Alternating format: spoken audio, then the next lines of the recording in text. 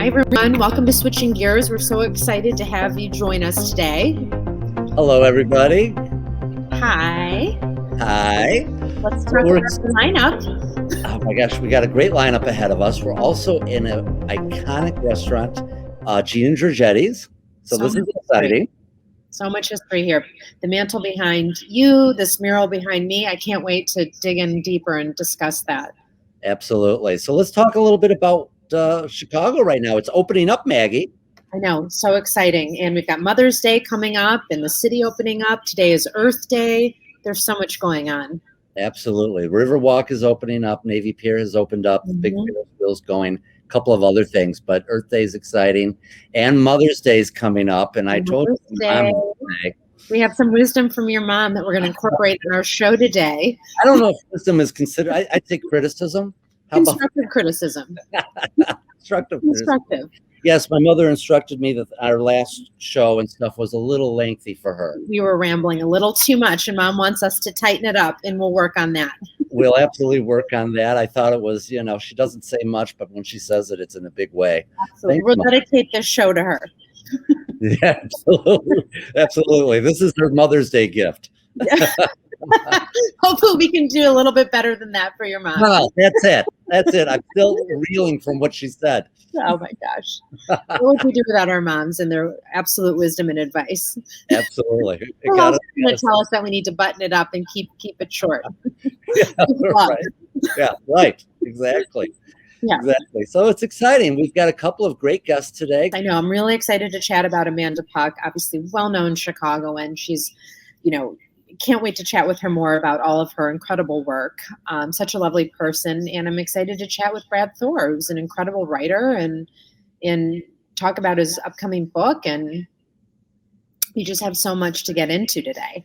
Oh, yeah. Well, absolutely. I mean, we've got a couple of great guests. And of course, we're going to take and sit down and talk with Michelle and hopefully her husband, Colin, about Gene and Georgetti. So looking forward to it. Without further ado, let's get right into it. Absolutely. And Kurt, I wish I could give you a big smooch. How are you? I'd take a big smooch. I'd like to give you one too. So very good. I'm good. How are you? I wish I was literally there with you at Gene and Georgetti. So I know. Next time we'll have to make a plan for it for sure. Wonderful. So Amanda Puck, I think that most Chicagoans should certainly know Amanda Puck. Amanda, you're right now with Mariano's under the director and strategic brand development, right? Yes. Wonderful.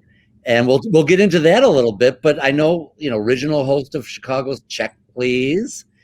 And also, and I think before that, Amanda, weren't you general manager partner of Wolfgang Puck here in Chicago? Yeah, I started out in the restaurant industry. I think I'm like the OG gear switcher, to be honest with you guys, just because I've had 3 different careers, but all were really different. But yeah, Kurt, I started in Chicago in 1996 at Wolfgang Puck Spago.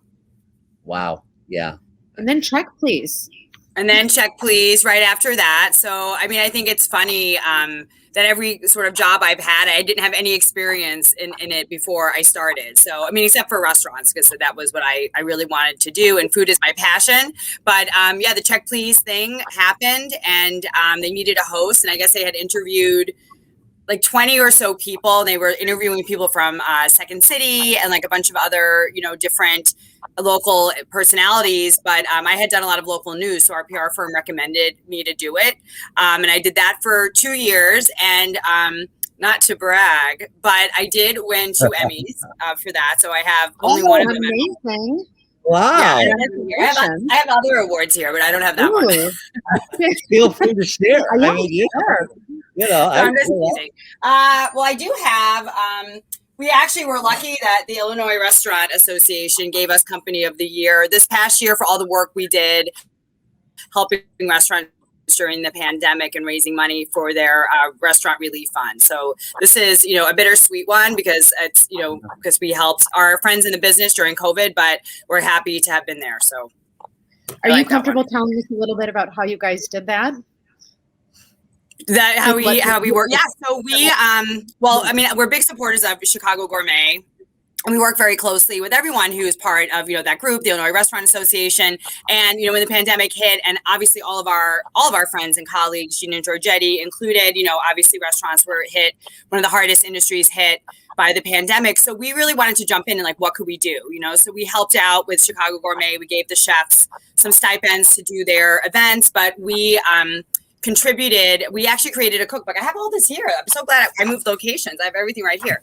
We actually created this cookbook, the Mariano's cookbook, and proceeds benefited the Illinois Restaurant Association Employee Relief Fund. So the money that we raised for this actually people who needed. Can they buy that at Mariano's? Where can they get that cookbook? They can get it at Mariano's. Yeah, we still have them at select stores. So it's $6.99, and a portion of the proceeds benefit that fund.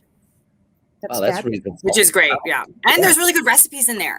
So, that's the best part about it. There's, we have so many of the signature chefs of Chicago. We have Brian Jupiter. We have Tigges from Damara. We have Bill Kim. We have Sarah Gruneberg. Sarah Gruneberg's pasta is actually on the cover. So we have a lot. It's very useful. So I'll make sure you guys get a copy. Absolutely. Definitely. And you guys do a lot of work in the community. I know that with Strides, there's that fun overlap, which I want to chat with you about off record. But you're also really involved in not only with the restaurant in this fund, but you're really supportive of all of Chicago and the communities. Can you chat with us about your work with that? Yeah. It's I'm very lucky that my role allows myself and my teammate Sarah, who's sitting over there, to do a lot of this work. And obviously, when the pandemic hit, we really tried to step it up more so than we normally do. I will say that it's been our commitment to really serve the communities that are around all of the stores. So we do throughout the year, and not just during COVID, but we do a lot of fundraising for groceries, for food pantries, for food banks, for local organizations. And I think, when obviously the pandemic started in March and everyone, was so affected, but it really, just added to the whole, a new level of food insecurity for, our friends and neighbors and other members of the community. So we did step in and we did step up, and we Sarah and I, she's over there, but we worked with chefs and they prepared hundreds of meals. We'd work with a group called I Am a Gentleman, where we would actually go to underserved areas and pop up with, Brian Jupiter. We had Chef Julius. We had all these great chefs, Dominique Leach from Lexington Betty and Bill Kim. We actually served the community meals cooked by them, but we were there handing them out and really trying to participate in the community. So it was a very, I feel like we all learned a lot from the pandemic, but I think what I've really learned is that people really stepped up. People who switched careers, who gave up, their career and started a nonprofit, or people who really just wanted to get, on the streets and get food on tables. It really was remarkable. That's wonderful. Wow. That's amazing. That's amazing. I didn't realize that Mariano's was so I know they do a lot of great things, but I didn't realize they were doing so much within the local, areas. Yeah, yesterday we were out visiting a food pantry we've never worked with before in the western suburbs. So we're doing an event with them actually on Friday. We're helping Dane Neal from WGN do a volunteer appreciation event for their volunteers at the West Suburban Food Pantry. And we've never worked with them. So it was great to see their facility and see how they operate. And, speaking of switching gears, how they've had to switch how they operate their pantry, to be safe during COVID for their clients. So it's been an interesting time, but it's great to meet all these people who are doing good. That's amazing. And if people want to get involved or connect with you, what's the best way for people to do that? They can reach out to us on Instagram. We're at Mariano's Market. I'm at Amanda Puck, but we know about a lot of groups all over the Chicagoland area that are looking for volunteers. At this time, aid and help is needed more than ever. So whether it's food donations or just helping and pitching in. Besides all of that, Amanda, what's next for Mariano's? What else are they doing that we can kind of share with people? Well, we're actually planning, and that's what I was doing before our call. We're planning, we have a big commitment to local vendors. We love, again, during COVID, really stepping up and helping these local businesses become more successful or sell more products. So we have this initiative called What's Next at Mariano's, where we literally go out and find the newest products, what our customers are going to love. And we've added dozens of products this year alone, between last year and this year, of local brands. We have hundreds in the store. We're planning these block parties at 3 stores where we're going to have vendors and live music. And Kurt, it'll be really fun. We can all hang out there. It'll be really fun. I would love live that. music, Oh my gosh. samples. We talked to Stan's Donuts yesterday, and they're going to wheel the donut truck there and give out, donuts. So we have a lot of, events planned, 3 really big events planned in particular for local vendors in our Bronzeville store, our Naperville store, and our Vernon Hills store. Great.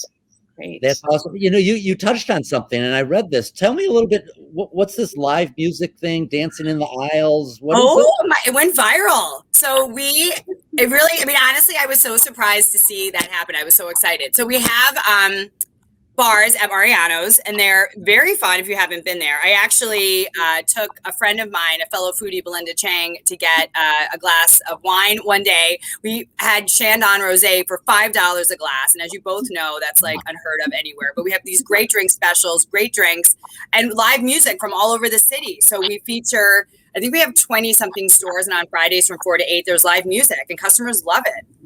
Oh my God. Oh, wow. I gotta go. Yeah, I'll meet you there. Let's go, Kurt. Seriously, I would love to take a road trip. I'll be in. Yeah.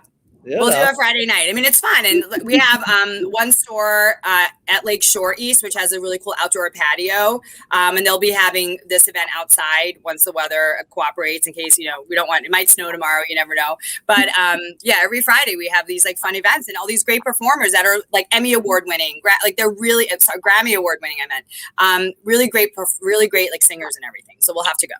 Oh my gosh. So fun. Maggie, I'm dragging you with me. Okay, I'll be there. Maggie, you're coming. She doesn't partake in libations, but I'll make up for her. Okay. Yes. As Amanda knows, I can make up for her. I'll be your designated driver. I love it. I don't know if I'd wish that on you. Oh, Amanda, we've known each other a long time. I know. Her and I have literally, he's been like a friend, a therapist, like a fun person. I mean, it's been years and years and years, and I'm so happy to be here with you guys because I love this idea. I've seen a few of the episodes, and you have great people on and great conversations and all that. Well, thank you for coming on. We're just so thankful that you took time out of your day. We know how busy you are, and all of the incredible things that you're doing. It's just so important for the city. Your contributions are really wonderful. Absolutely. Thanks. Yeah. And I really appreciate everything Strides for Peace is doing. I mean, I was able to participate in that event a few weeks ago, and it's things like that that really bring the community together and really make, the effort to really just, help people. Yeah, no, it's all about connecting with each other. And I think that was the big lesson, in COVID, and possibly the silver lining is more of those bridges were formed. So, Agree. To look forward to. Well, Amanda, thank you so much. I will see you in the aisle somewhere. All right, next Friday, I'm there. Woohoo! I love it. I can't wait. Amanda so Puck, thank you so much. All right. Bye, everybody. Bye. As we are at the amazing Gene and Georgetti's, as we had talked about, we've got Michelle coming to join us to chat a little bit more about her fabulous place. So we will. Yeah. There she is. There she is. Michelle, how are you? We got you back here. Better now that we have internet somewhat. So yeah. So, never a dull moment. Never a dull moment. Hey, let's think about it here. This is an iconic building. It's been around, well, Gene Georgetti started out in 1941, but the building's certainly much older than that. And to have Wi-Fi in here, let's be honest. I mean, the old girl is just trying to take and still breathe, It's so funny that you say that because I always refer to the building as female too, just inherently. I think because it's such a masculine brand, it has always been perceived as such a masculine brand but reality, the backbone of the brand has always been the women in the family. So I just automatically have always felt like the building is female. So it's funny that you did that. And it's also funny, this kind of stuff, I always feel like this is maybe Gene or Georgetti or both of them just kind of being like, just watch it with your technology because we're still here. I feel like they're always like, what do you mean by Wi-Fi? So I don't know. Never a dull moment for sure. Never dull moment. And so we understand this is part of the restaurant is the third oldest building in the city of Chicago. Yeah, so we are one of the few wood frame buildings left. The building, I believe it was 1874 that the building was built. The really cool part is in the basement, below the room that I'm sitting in, because I'm in the front dining room here.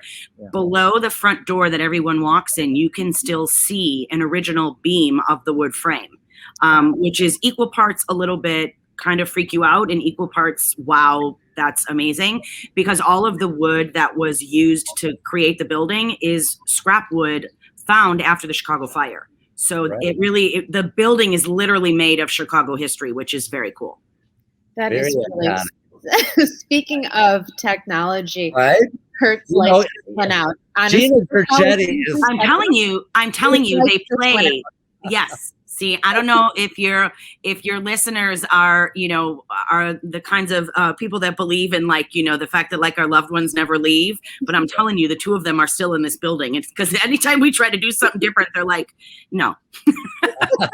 Well, it's the second time Kurt's lights have gone out, and then all it is just plugged and plugged back in. But I feel like that was a sign, because as soon as you were talking, they're just saying hello. Yeah, it's never malevolent. They're always just more curious. Sure. No, it was kind of like, yep.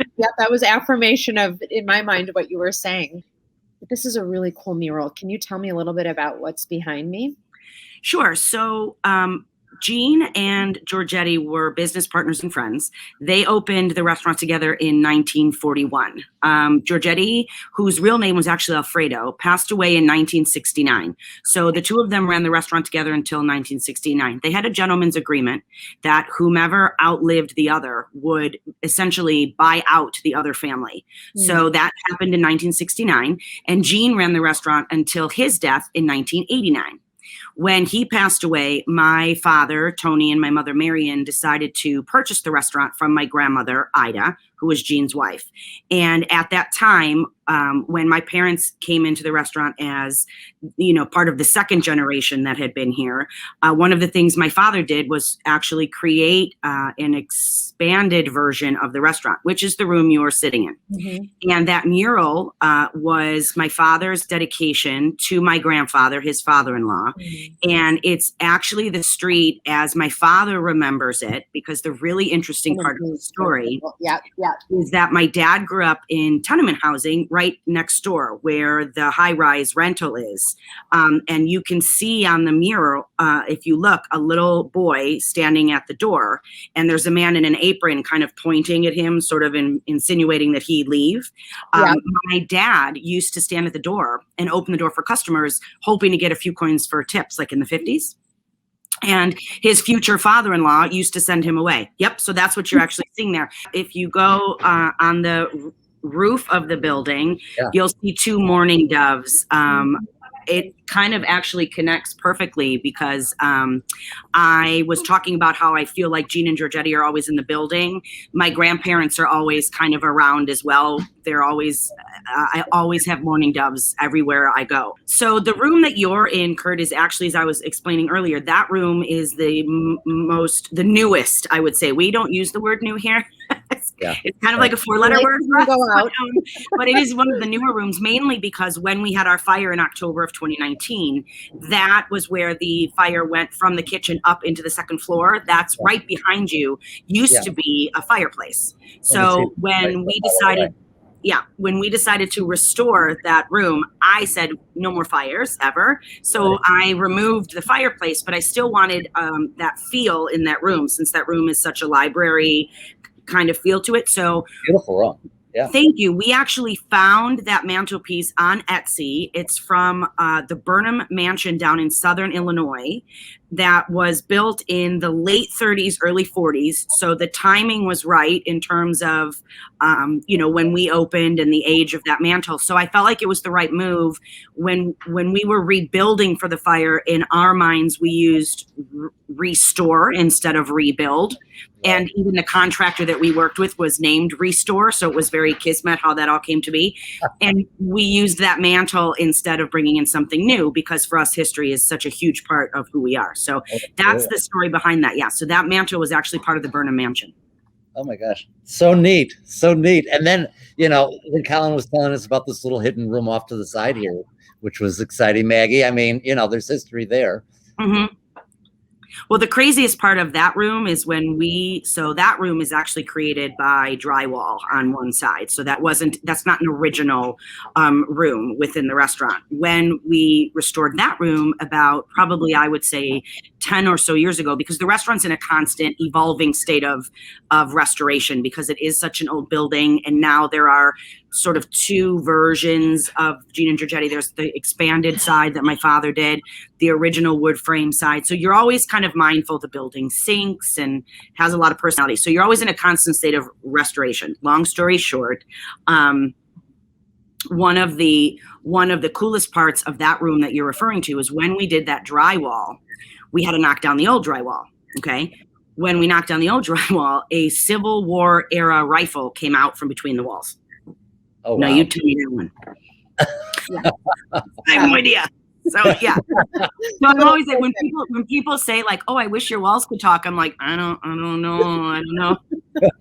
I was saying to Colin yesterday, I said, this Geraldo Rivera should have been here for that. Right? A little bit more exciting for him. I just wish we could pre-qualify before you walk through, just so I know what's going to crawl out. Do you know what I mean? So I'm like, oh Lord. Yeah. Oh my gosh. And then there's a room behind that room, a secondary bar back there that is also equally as interesting. Yeah, every room in the restaurant kind of has a little bit its own personality and a little bit its own story. Like I said, when you walk in through that front door and you see that iconic bar, this is our original dining room. And then right above that is also an original, obviously, because this is the side of the wood frame building. When you stay on the first floor and walk into the back room, that mural that's on that wall on the first floor was put here many, many, many years ago and was Gene's homage to sort of where he came from in Italy, a little bit Mediterranean, sort of everything he loved about that area that he was from. And so when my father did the construction, he conserved that. They actually took it out of the wall and rolled it back into the new construction. So that wall, that room kind of has that story. The room that has the mural is sort of focused on that, the library with the fireplace, and then of course the card room. So every room kind of has its own story and its own feel and its own ambiance. Talk to us about the card room. That sounded really cool. So the card room is named as such because when Gene was here and running the restaurant, he had a swing shift between, like, I would say probably 3 and 5, where, lunch servers were coming out, dinner servers were coming in, and the restaurant wasn't really open, but it wasn't really closed. And he would go up to that room and play cards. And like Harry Carey would be up there. You'd see a variety of characters. Some I could share publicly, some I probably should not say out loud, that knew there was a constant standard card game, standing game going on up there all the time. So Gene's card room is what I've always referred to it as. I call him Nonno, but his card room is always what I refer to it as. So when we do private dining up there, it's a really great room for like anywhere from 10 to about 18 people, depending upon restrictions. We call it the card room. Yeah, it's a great room if somebody wants to have a private room with a private bar. Yeah.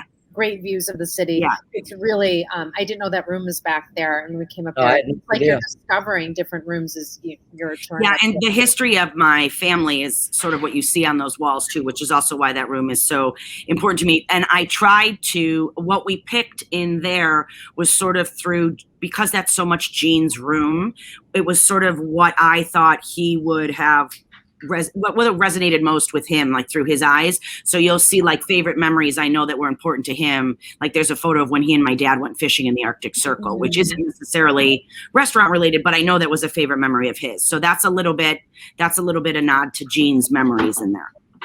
Well, that's beautiful. It just kind of makes up the vibe of the restaurant.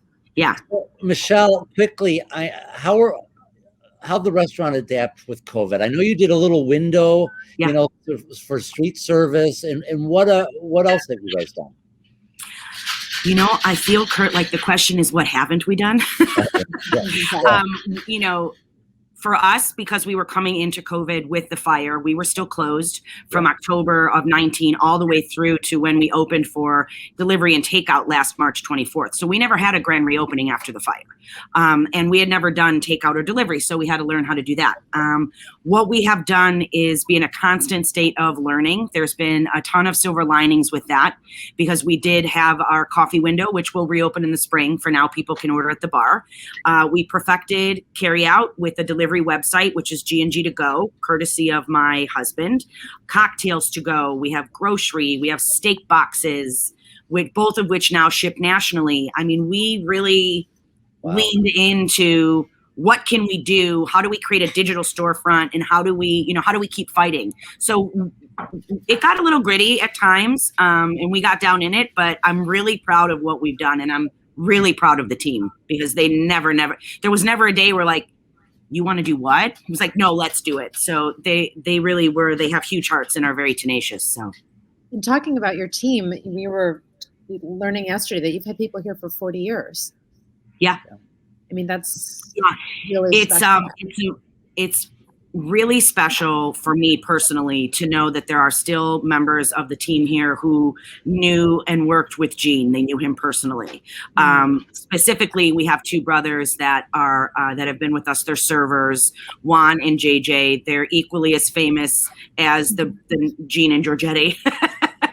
And they have been here my entire life. I've known them my entire life. I have watch their children grow up and now have children of their own. And it's that part of, defending and protecting the legacy. It's such a relief to me to know that that's just not on my shoulders or my family's, but it actually is carried throughout the team. And because those team members that are senior members, I call them like the pillars of our team, they impart all of that experience to the younger members. So the stories never die and the history just keeps on living. And it's a really, really special thing to have in a restaurant. Oh yeah, absolutely. I mean, I think that they recognize how special this place is. Yeah. And for Chicago, and they're just, thank you. Yeah. I mean, this is the original steakhouse in Chicago, correct? Yes. Yeah, we are Chicago Steakhouse. That's how we like to refer to ourselves, because we've been here since 1941. And we are an Italian steakhouse, which we kind of predated the genre. So we were an Italian steakhouse before that was in vogue. So we like to say that, we are the original trendsetters too. I love that. Yes, you are. Speaking of which, before we close, what was one of your favorite dishes? Oh, okay. So when it comes to steak, I'm pretty traditional. I love the strip, boneless strip. And my favorite way to have it is medium rare. And I like the chef to slice before it comes out, because then I feel like I don't overeat. And Chef Cristiano, who is our head chef, he comes from Bergamo in Italy. His risotto is probably the closest thing to like symphony orchestra that you can have in food. And so to me, a little bit of that steak pairing with that risotto, maybe some like sauteed spinach, because then I have all my food groups, and then a beautiful glass of red wine, and like that's a clutch day for me. That paints a beautiful picture. Is it lunch yet? I mean, No. Yeah. That's wonderful. Thank you so much. Appreciate it. We'll make sure we post all the links. So if people want to buy your steaks and find out what you guys are up to, we'll make sure that all those links are. And it's all available on our regular website, which is just geneandgeorgetti.com. They can find all the links to everything off our home site. Perfect. And then if they want to find you as a wedding planner or party planner, where do they find you there? They can look me up. It's www.durpettievents.com. So my last name, which is Durpetti. So durpettieevents.com. Thanks for that shout out. I appreciate it. Yeah, we'll make sure that's posted as well. Yeah. Thanks, Michelle. Thank you so much. Thank you, guys. This is so cool that you do this. Thank you on behalf of the city. Thank you for doing this. This is so necessary, and it's creative and awesome, and I love the work you put into it. So my hat is off to you. Thank you. Well, you guys are the best. You make it that way for us. So bye, guys. Bye, guys. I'm really excited to chat about our next guest who's coming up, Brad Thor. Brad Thor, world famous novelist and everything else. He's written so many books. So we got to talk about interesting books. I just can't wait to ask all my questions. Brad Thor, I haven't seen you in quite a while. I know it's been a long time, my friend. Hey, it has been a long time. When's the last time I've seen you? I don't know. I've been living down in Nashville for 7 years this June, so probably on a trip back to Chicago to see my dad, Curt. It's been that long. It has been that long. I know. Well, you still look great. Thank you. Well, Taking care of myself. Well, you look better than I do, kid. That's all I can say. Thank God. So Brad Thor, everybody, New York Times best-selling author. Brad, I mean, oh my gosh, I've been reading everything, about you. I didn't realize you did so many books. Tell us a little bit. What's going on? Yeah, well, I just completed the edits on my 21st book. It's called Black Ice. It'll be out June 22nd. Very excited about that. It's a thriller. I tell people that my novels are like the James Bond movies. You don't need to have started at the beginning. You can go right to the newest one, jump in, you don't miss a thing, and enjoy it. And you can go back and read the other ones later. But Black Ice is the one I'm super, super excited about. What's that about a little bit? Just a quick nibble of that. So it is, my protagonist is in Oslo, leaving his favorite cafe, and he sees a ghost climb out of a taxi. And by ghost, I mean someone from his past. And this is someone that he killed years ago, halfway around the world. And he has no idea, A, how this guy's alive and what he's doing in Norway. So it begins this big chase that ends up far north of the Arctic Circle. It is an unbelievable tale of espionage and survival and tradecraft. There's lots of action. It's a really neat tale because the counterpart for my protagonist, Scott Harvath, is a Norwegian intelligence operative. She's fantastic, gorgeous, super, super smart, probably smarter and talented, more talented than my protagonist is, which a lot of my female readers love that. And the male readers actually love her even more and want her to have her own book. Oh my gosh. That's incredible. Brad, thank you so much for coming on. So 20 thrillers. This is your 21st. Where are your stories coming from? This is really incredible. So you're at one of my favorite places at G&G, I'm guessing. Are you at G&G now, Maggie? Yeah, we are. I'm in front of this incredible mural, and Kirk is sitting in front of the fireplace. So anyway, my dad is a proud member of what I believe is called the Mahogany Club. Yeah. So downstairs when I come out of here. So where do you get your ideas? I tell people at one of two places, either in the shower or after the second bourbon. That's where I get my ideas. So you're sitting in one of my favorite spots in Chicago. I miss it very much. It's probably the restaurant and bar scene I miss the most, having moved to Nashville 7 years ago this June. So as far as where the ideas come from, it really is when I'm relaxed. So I'm a voracious consumer of news. And it's kind of that Wayne Gretzky thing that if you want to be successful, you don't skate to where the puck is, you skate to where the puck is going to be. And for me, number one job for me is to entertain you. I'm all about book in the hand, toes in the sand, a great read. This is something you take up to Lake Geneva with you, or if you're going to Oak Street Beach, whatever you're doing, I want you at the pool, sitting out in your backyard. I want you to have a great, great thrill ride. But if you can close my books, having learned a little bit, whether it's about spies or what's happening geopolitically in the world, then I've really done my job putting the icing on the cake or the cherry on top. So I'm a super creative guy who tries to marry what's about to happen in the real world with the fiction of my thrillers. That's really incredible. And talking about being a voracious, news person and wanting to understand and know what's going on and being where the puck is going to be, talk to us about how you get some of your intel for your books. What's like the research? There's some really cool notes here on that. So yeah, like any business person, and I consider myself a small business person. My business just happens to be writing a novel every year. That's the product I come out with.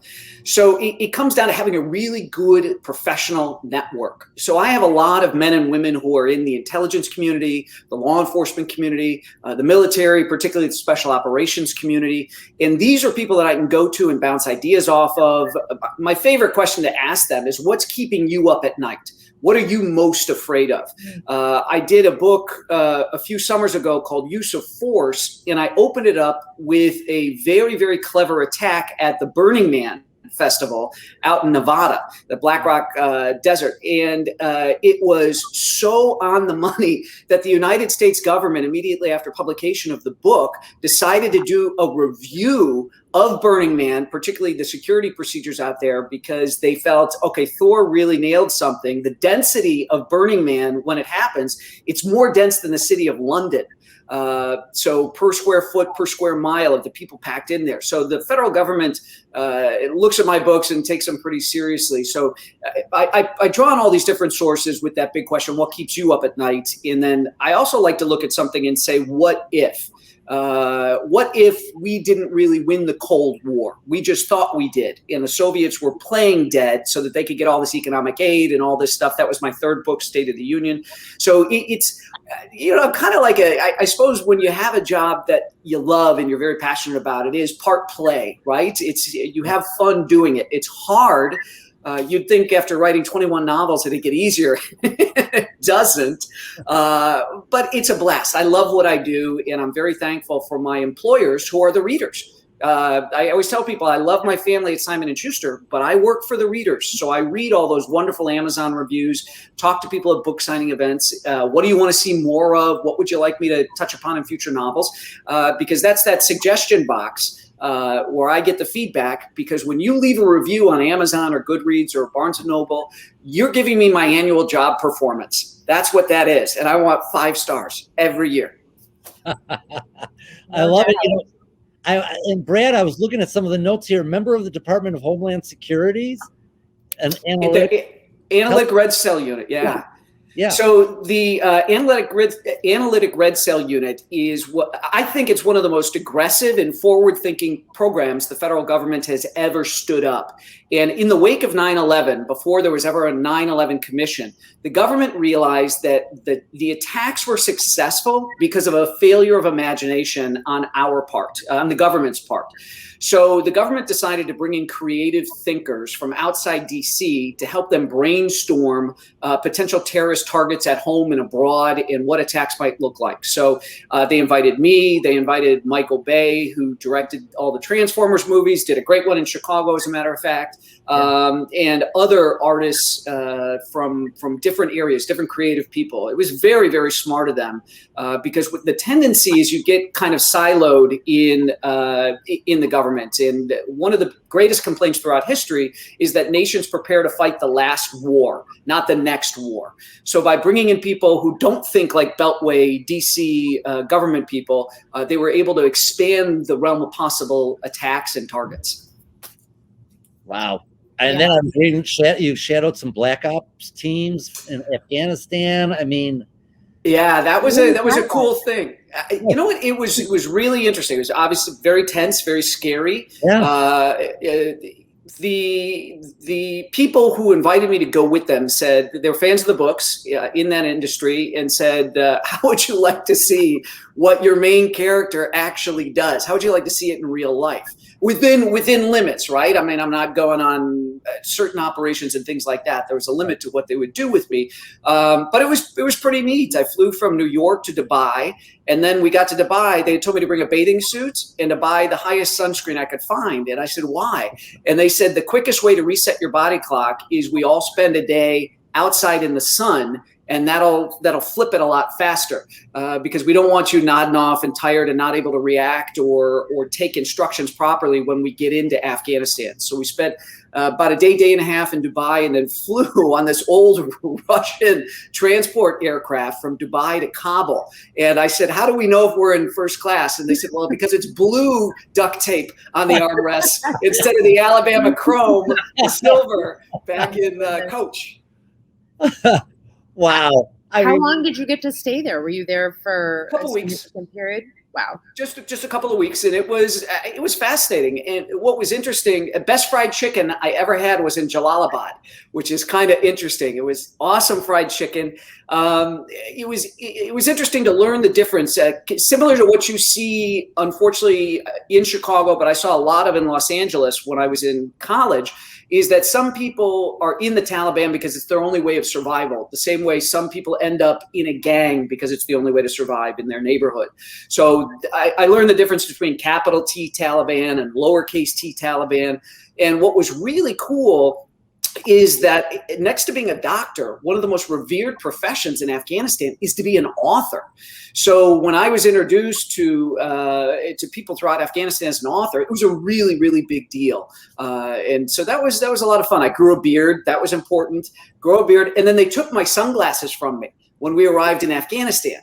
And I said, why are you taking my sunglasses? And they said, nothing identifies you as a Westerner from a distance faster than a pair of sunglasses, because they just don't wear them. They said, so we don't want to tip anybody off that you're a Westerner. So I had the big beard, not to look like an Afghan man, but it was kind of a machismo thing. So to have a beard was a little bit more culturally in tune. So to be clean shaven isn't necessarily part of the day-to-day over there. So it's kind of cool. So tell us about the capital T and the little t. So the capital T are the hardcore, diehard believers in everything the Taliban stands for. And then the lowercase t are like that kid that joins a gang because it's the only way to survive being in the neighborhood, that if given a choice, they'd have nothing to do with the gang. So the lowercase t Taliban were prime intelligence targets, because if you could get them what they needed, I'll give you an example. This was amazing. These guys, I joke, they ought to have Pez dispensers. The big thing that they bribed people with or got favors for was Viagra, because you get these old Afghan men that, have 10, 12 wives and keep marrying 10 or 12. I may be exaggerating. It's probably not that many, but have multiple wives because that's okay over there.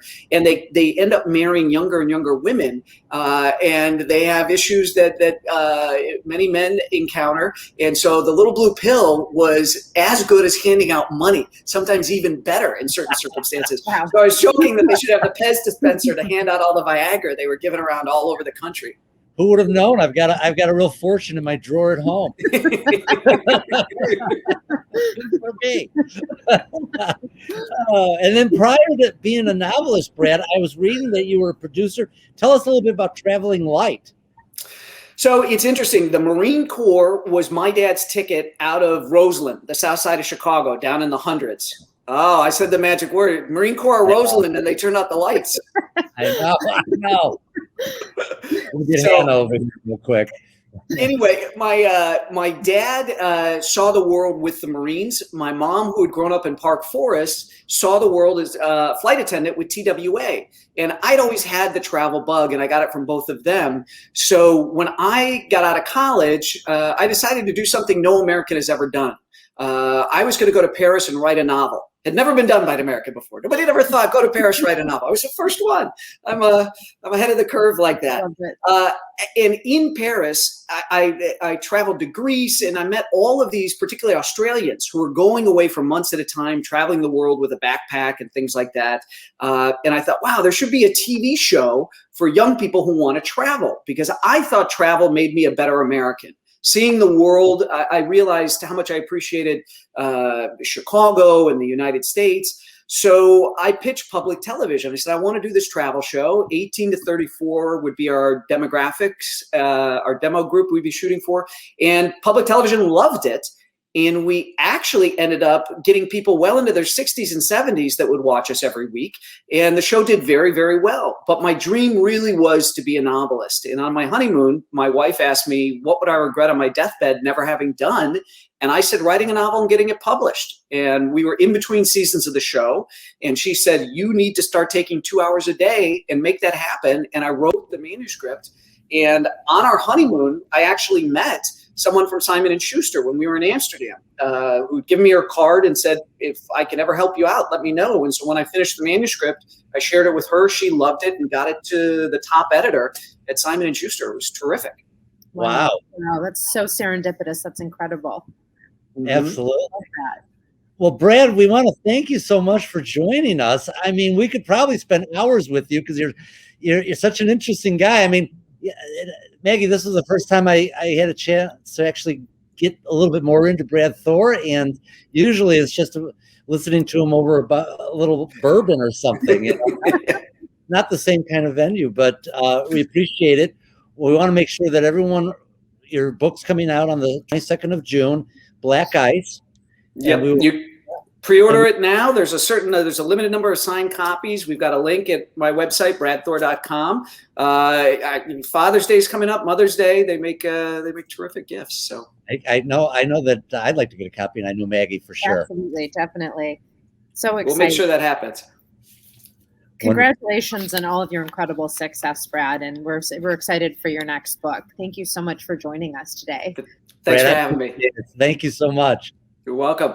Okay. Bye-bye. Bye. Well, that was exciting. I mean, there's so amazing. I don't know how you write a thriller novel in like a year and crank these out. I mean, to have 21 thriller novels, the amount of information and, like I said. Well, what I kind of wanted to ask, I mean, like, I wonder if, like, this Black Ice, is this based off of a previous novel, right? I mean, is this just an extension of something else he's written? And I'm sure, I have a feeling it could be, Yeah. And the great thing, though, like he said, is that you don't need to start from the beginning. It's not like you need to be sequential in your reading, start with 1 out of 21 that you can jump right in and get just as a compelling story about his characters. And I mean, I was riveted from the beginning of what he's talking about in the scene in Norway. I'm like, oh my gosh, this is going to have to be a movie, just to immediately like hook you right in from the beginning. And then all of the intel, especially with working with the State Department and going to Afghanistan and working with our military to kind of gather all this intel it's just really cool. Oh, it's really cool. I mean, he obviously, I can't imagine a whole lot of people have that opportunity, but they trust him and they trust his writing. So that's unbelievable. Yeah. Well, I think we had a great time. Yeah, great time. It's such a great lineup, and we're so thankful to Amanda and Brad for taking time out of their day to chat with us. And of course, we're the incredible Gene Georgetti's, just Chicago staple. So important is Curt. We're in real estate, and we talk about what makes a neighborhood. Talk about Gene Georgetti's being the anchor in this area in River North, a staple. And they were talking about how, people from the neighborhood came up during the pandemic to get to go into ordering. And, that is just in the matter of being in a crisis. And you talk about just, when times are thriving, it's a place, it's a Chicago staple. Everyone wants to come here. It takes a village, Maggie. That's what it does. And this is part of the village. So, they're trying to do stuff to take and make sure people keep remembering them. And of course, they're wonderful customers and come back. Wonderful customers and the legacy and the history, and it all makes it part of the Chicago fabric. It's really cool. So loved being here. And you guys, thank you to everyone who's listening. I'm picking up your mom that we need to wrap this up. I know. Mom is looking at her watch right now. We need to wrap this up. Okay. All right, guys. Thank you so much. Thanks, you guys, for tuning in. We'll talk to you and see you next month. Bye. Bye.